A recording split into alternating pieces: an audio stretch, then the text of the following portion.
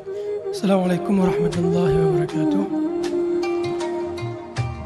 Innal hamdalillah nahmaduhu wa nasta'inu bihi wa nastaghfiruh wa na'udzu billahi min shururi anfusina wa sayyiati a'malina. Man yahdihillahu fala mudilla lahu wa man yudlilhu falan tajida lahu waliyyan mursyida. Asyhadu an la ilaha illallah wahdahu la syarika lah wa asyhadu anna Muhammadan abduhu wa rasuluh wa safiyuhu min khalqihi wa habibuh. Nashhadu annahu qad ballagha ar-risalah wa adda al-amanah wa nasaha lil ummah wa tarakana 'ala al-mahajjati al-bayda layluha kanahariha لا يزيغ عنها إلا هالك. اللهم اجمعنا به كما آمنا به ولم نره وارزقنا حوضه واسقنا من يده الشريفة شربة لا نظمأ بعدها أبدا. Allahumma amin. Hadirin sidang jemaah salat subuh yang dirahmati Allah, dalam kesempatan yang berbahagia ini, tadi malam kita sudah mengikuti bersama perayaan Maulid Nabi kita Nabi Muhammad SAW.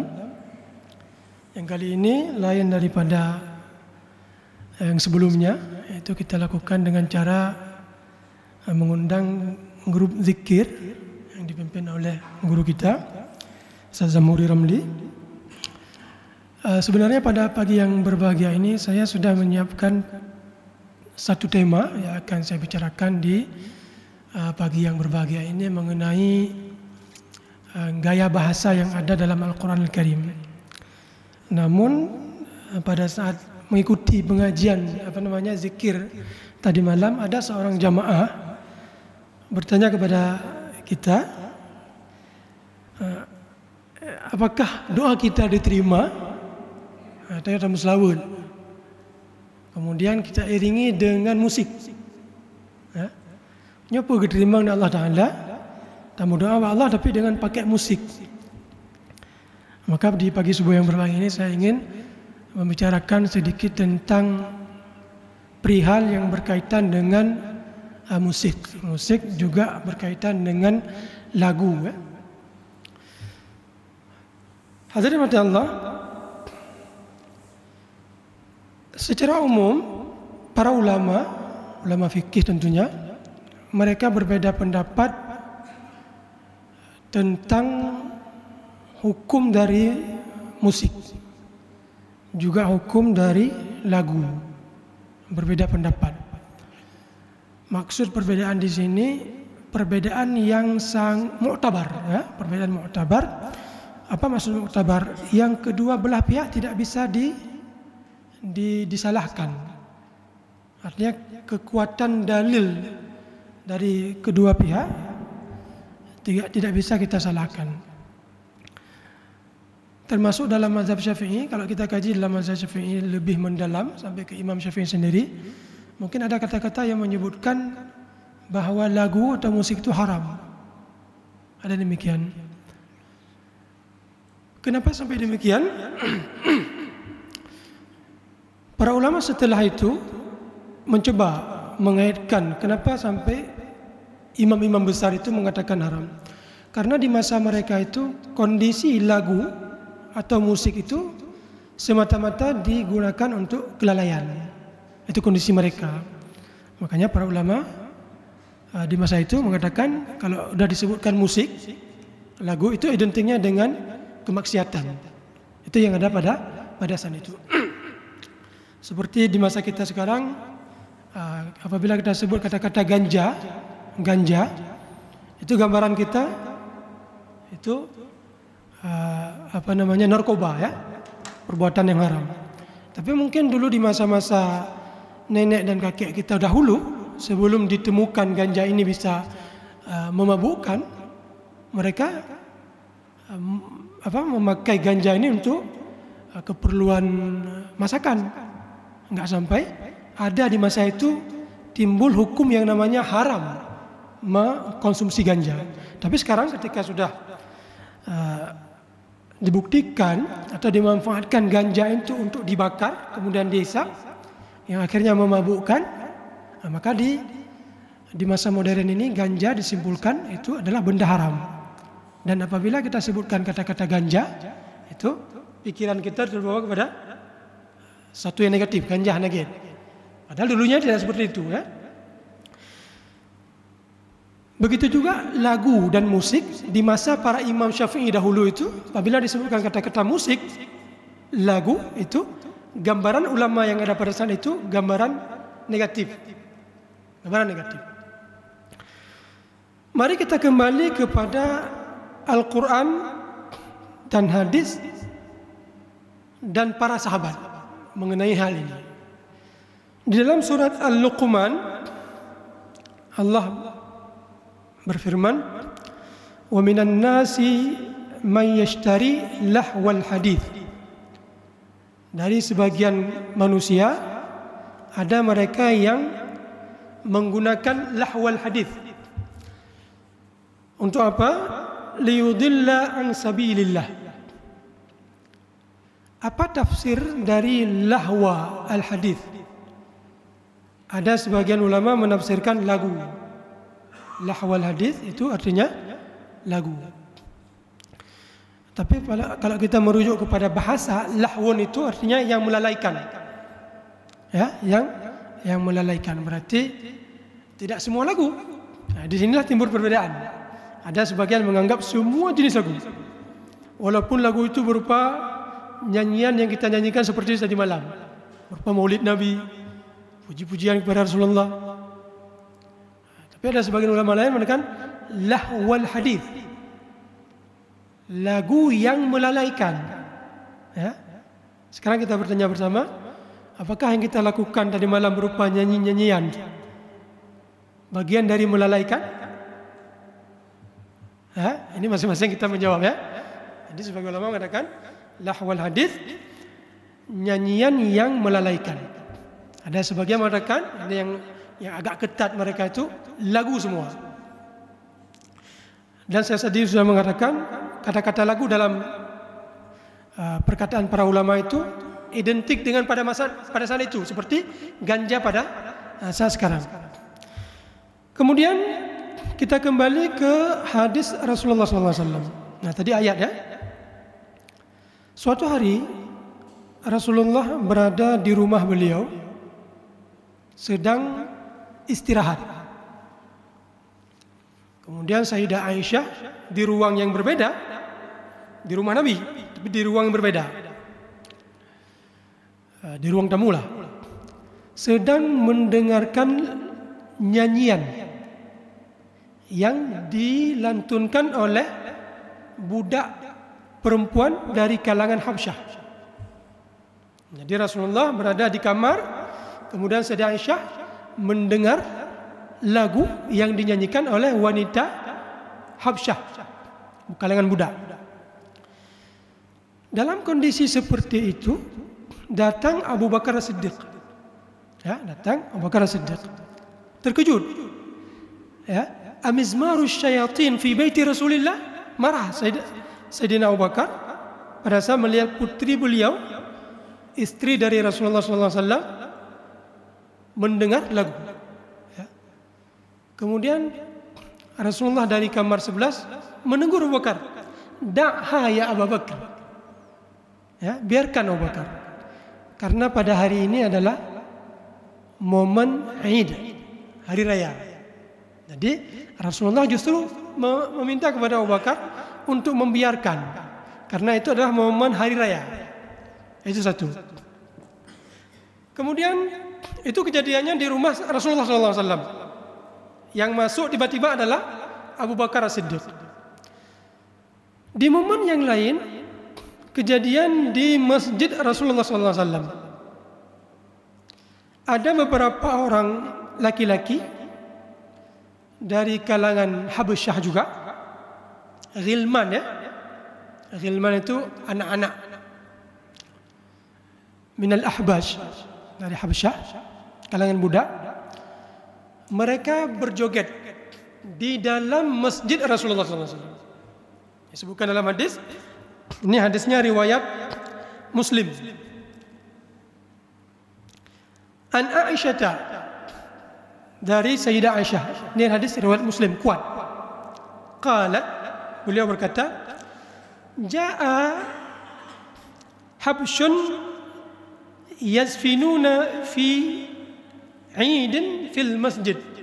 Ada satu kelompok dari kalangan Habasyah, anak-anak dari Habasyah, mereka yazfinun di dalam masjid pada hari raya.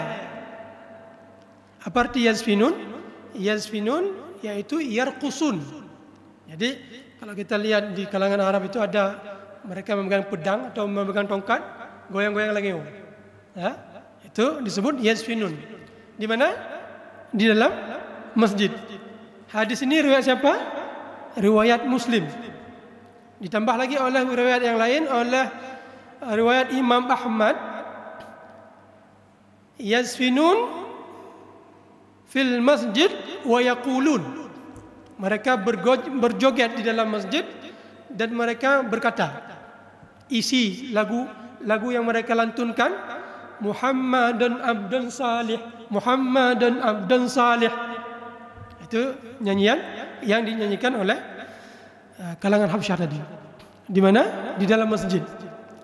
Sekarang kita kembalikan terhadap perayaan yang kita lakukan tadi malam. Ya? Kita menyanyikan salawat kepada Rasulullah SAW. Di mana kita lakukan? Di masjid, ya, walaupun bukan di dalam masjid, tapi di pinggir masjid, di dalam pekarangan masjid. Ya, ada dasarnya, ada dasarnya. Kemudian datang Umar bin Khattab. Nah, kalau tadi Abu Bakar As-Siddiq, ya, masuk ke rumah Sayyidah Aisyah. Kalau kali ini Umar bin Khattab. Beliau tidak tahu bahwa Rasulullah sedang mendengarkan dan sedang menyaksikan dengan Sayyidah Aisyah jogetan dari kalangan Habsyah tadi di dalam rumah beliau. Umar tidak tahu. Datang Umar ke masjid, marah. Mau disebutkan, mau diambil kerikil, mau dilemparkan. Ya? Kenapa? Karena Umar melihat Nyuhanalaya, masa di dalam masjid joget-joget, ya? Hanalaya, jatuh wibawa masjid. Begitulah kira-kira pikiran yang ada di benak Sayyidina Umar. Akan tetapi Rasulullah melarang Umar, da'hum, biarkan mereka. Ada riwayat menyebutkan, fa innahu yaumil 'id, karena hari ini hari lebaran, hari bergembira. Itu satu riwayat. Riwayat yang lain, da'hum ya Umar, biarkan mereka wahai Umar, likay ya'lamul yahud anna fi dinillahi was'ah, supaya masyarakat Yahudi mengetahui bahwa di dalam agama kita ada kelapangan, keluasan dalam masalah selingan-selingan seperti ini. Ada satu lagi riwayat, da'hum ya Umar fa innahum minal Anjas, karena mereka dari suku bangsa Anjas, bangsa Habasyah.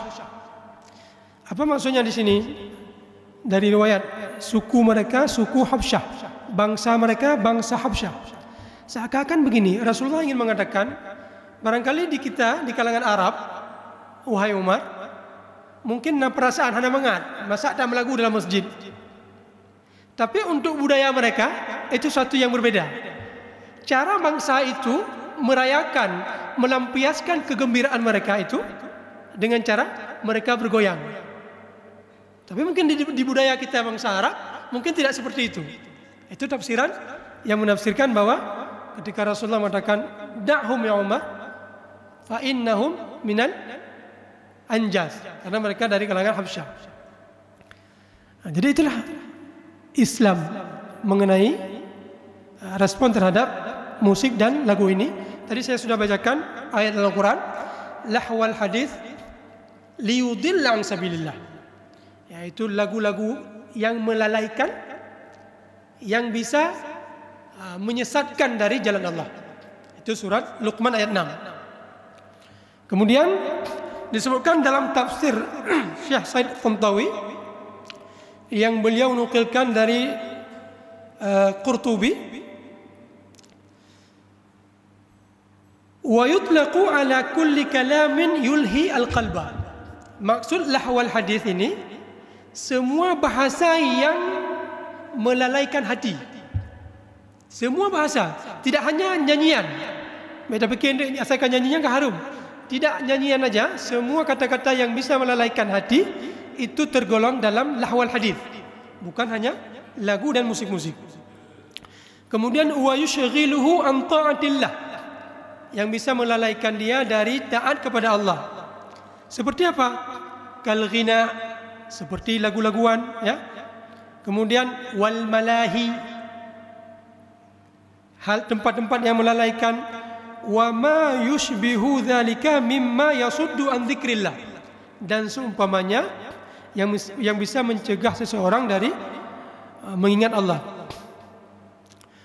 Wa qad fassarahu katsirun minal ulama bil ghina. Sebagian besar ulama menafsirkan itu adalah nyanyian. Seperti saya sebutkan, di masa mereka itu nyanyian itu kalau disebutkan adalah negatif.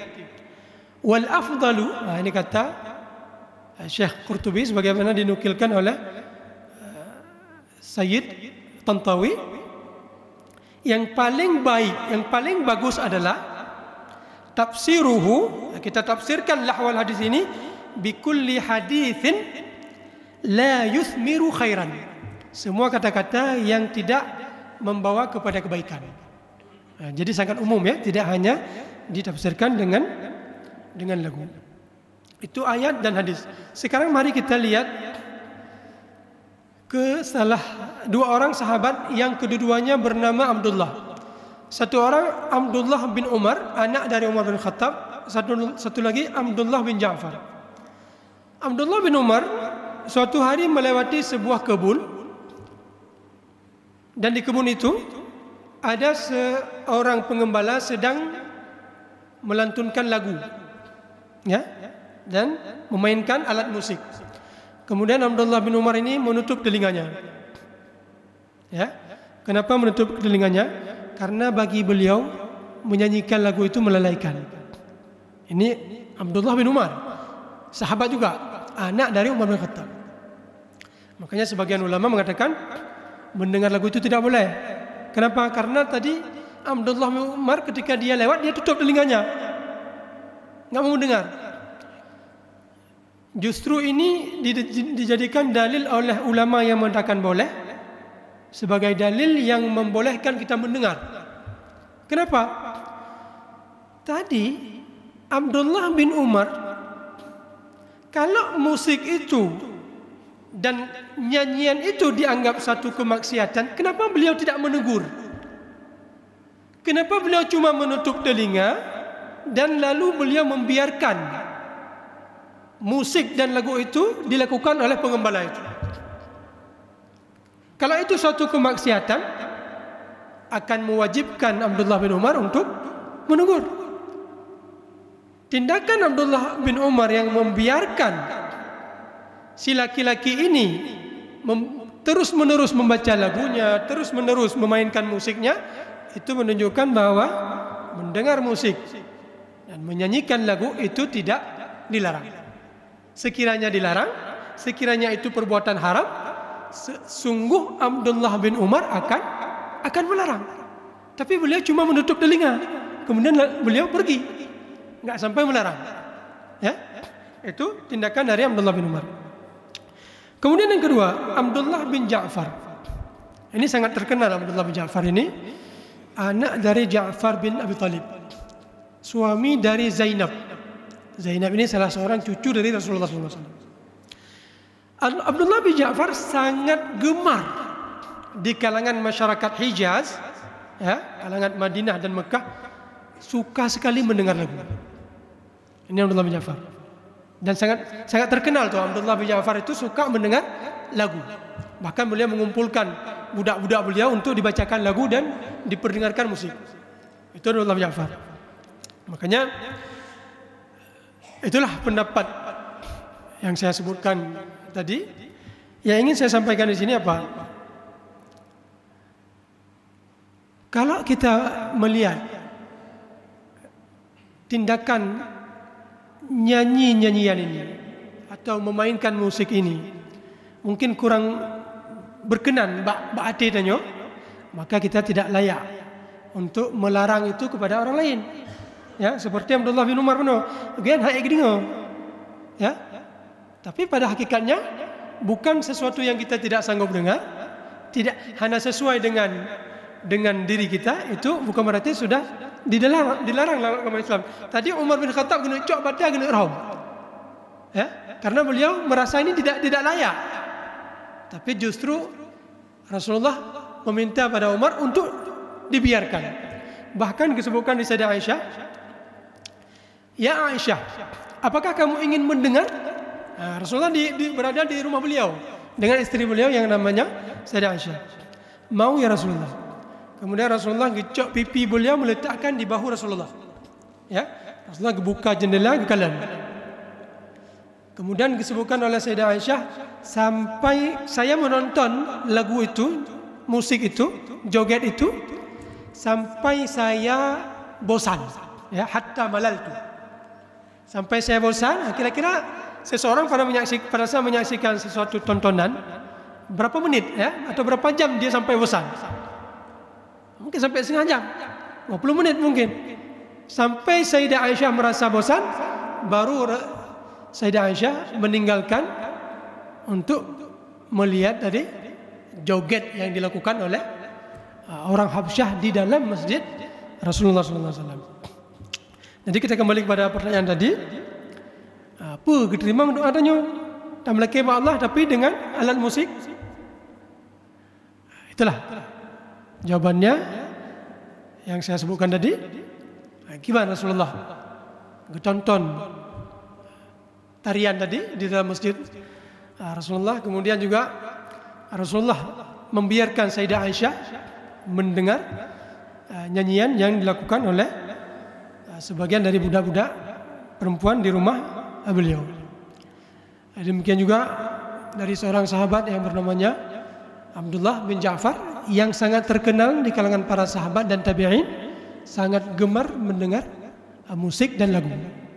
Otomatis ya, dalam tanda kutip, musik dan lagu yang didengar oleh sahabat Abdullah bin Ja'far ini bukan lagu maksiat, ya, kan lagu yang membawa kepada syahwat, tapi lagu yang normal, ya, seperti syair-syair yang sering dilantunkan oleh masyarakat Arab.